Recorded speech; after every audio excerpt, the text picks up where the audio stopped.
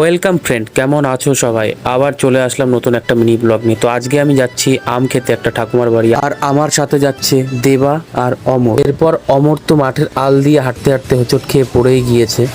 তারপর আমরা পৌঁছে গেলাম ঠাকুমার বাড়ি। দেবা তো বড় একটা লগা নিয়ে আম পাড়তে শুরু করে দিয়েছে, আর গাছে আমও ছিল অনেক। লগাটা এত বড় ছিল যে আম পাড়তে কষ্ট হচ্ছিল। তারপরে লগাটা ভেঙে যায়। তারপরে দেবাকে আমি বললাম, ভাই তুই গাছে ওঠ, গাছে উঠে আমগুলো পার। দেবা আমার কথা শুনে গাছে উঠে পড়লো। এরপর দেখছি যে দেবা গাছে উঠে মনের সুখে একাই পাকা আম খেয়ে নিচ্ছে সব। আমগুলোর নাম আমি জানি না, তবে আমগুলো খুব ছোট ছিল আর খেতেও বেশ ভালো ছিল। আমি তো একটা আম নিয়ে খেতে শুরু করে দিয়েছি, আর কি বলবো, আমগুলো এত মিষ্টি, খেতে যে কি অসাধারণ ছিল তোমরা না খেলে বুঝতে পারবে না। আমগুলো এতটাই ছোট ছিল যে এক গালে একটা আম খেয়ে নিচ্ছিলাম। আর আমগুলো খেতে এত ভালো আর এত মিষ্টি, আর কি বলবো তোমাদের। আমগুলোর নাম আমার সঠিক জানা নেই। তারপর দেখছি যে দেবা গাছ থেকে নেমেছে, এখানে এসে দাঁড়িয়ে আছে আর নামতে পারছে না। আমি বললাম, ভাই লাফ দে।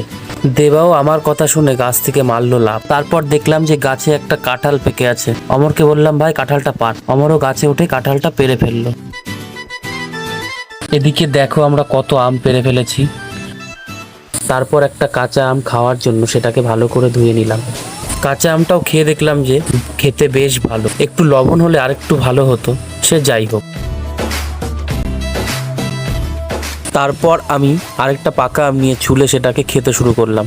সত্যি আমগুলো যে কি ভালো লাগছিল, আমি তো মনে হয় 7-8টা খেয়ে ফেলেছি। অনেকদিন ধরেই ভাবছি যে আসবো আম খেতে, কিন্তু আশাই হচ্ছে না। তো যাই হোক, অনেকদিন পর আসলাম আম খেতে, বেশ ভালোই লাগলো। আমঠাম খেয়ে আমরা আবার আমবাগানের দিকে রওনা দিচ্ছি।